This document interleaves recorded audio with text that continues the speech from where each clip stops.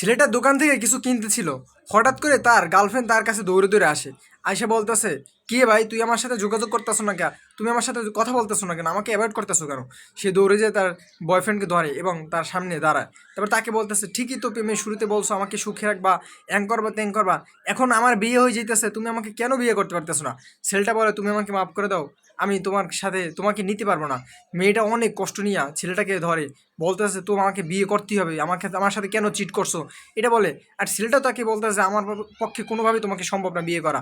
মেয়েটা মনে অনেক কষ্ট নিয়ে কান্নাকাটি করতেছে আর বলতেছে, তোমার কাছে আমি কী করেছি, তুমি আমার সাথে কেন এমন করতেছো, আমি কি তোমাকে মন থেকে ভালোবাসি নাই? এইটা বললা ছেলেটাকে সেও অনেক বুঝাইতেছে, কিন্তু ছেলেটা কিছু বলে না।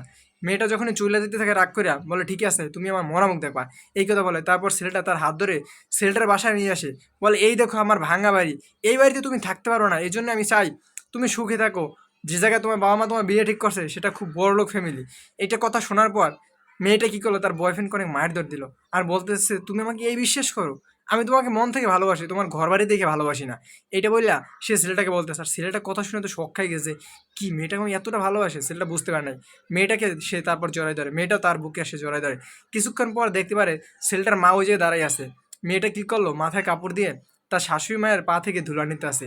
সত্যি ভাই, ছেলেটা দেখে কিন্তু অনেক খুশি হয়ে গেছে। আর এরকম ভালোবাসা কিন্তু পাওয়া এই দুনিয়ায় খুবই দুষ্কর। আপনারা কি বলেন অবশ্যই জানাবেন।